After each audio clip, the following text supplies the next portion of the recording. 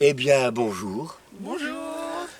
Nous voici aujourd'hui en gémothérapie, en été. Pourquoi en été? Parce que c'est l'été qu'on reconnaît le mieux les arbres. En hiver, ils perdent leurs feuilles pour les caducs. Et aujourd'hui, nous allons parler Sureau. du sureau. Avec, Delphine. avec. Marinette. Et Jacques, votre serviteur. Delphine, peux-tu donner une petite définition de la gémothérapie? Alors la gémothérapie est une branche de la phytothérapie qui s'oriente essentiellement vers les bourgeons, les jeunes pousses et les radicelles. En quelque sorte, c'est l'explosion de la plante, les bienfaits de la plante. Bravo, on n'aurait pas pu mieux dire. Hein? Plus rien dire. On n'aurait pu mieux dire, On c'est peut bien certain. dire non plus. On peut mieux dire. Partons à la découverte de cette plante. Il existe 3 variétés de sureau. On a le sureau noir, le sureau rouge et le sureau yèble. Et donc, en fait, il faut les reconnaître parce que les deux, le rouge et le noir, sont comestibles, mais pas le petit dernier. On le reconnaît au bois, parce qu'il fait du bois. Voilà. D'ailleurs, petite légende, les druides venaient chercher le bois pour en faire des flûtes, les flûtes des druides. Voilà. Donc, on les reconnaît avec leurs petits fruits, voilà, qui vont devenir rouges et noirs. Delphine vous dira tout à l'heure ce qu'on peut faire avec ces petits fruits charmants. Les petits fruits tombent vers le bas, Voilà. pour ne pas se tromper aussi Voilà. avec le yèble. Parce que le méchant sureau, c'est le pointe vers le haut. Voilà. Et par contre, la fleur est vers le haut.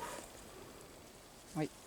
Quand il y a c'est le moment de la En floraison, elles sont dressées vers le ciel. Et quand les fruits arrivent, ça retombe comme des grappes de raisin. Bon, au niveau de l'odeur aussi, Ouais. la fleur, C'est vrai. magique. Ouais, très caractéristique.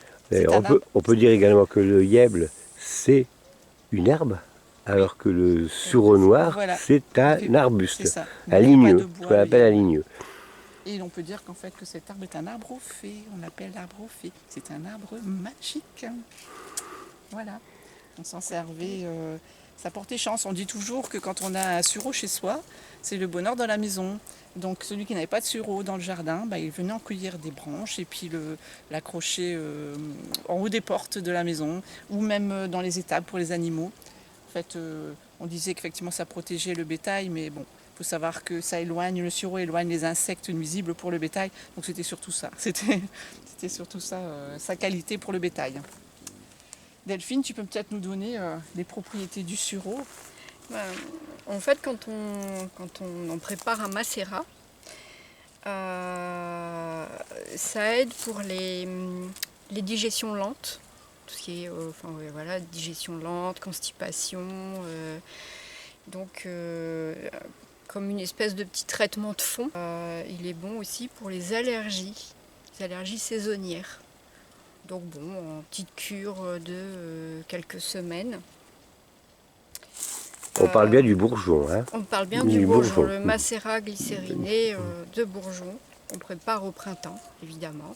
Bon, je l'ai utilisé sur quelqu'un de ma famille, effectivement. Je vais avoir la feuille de près.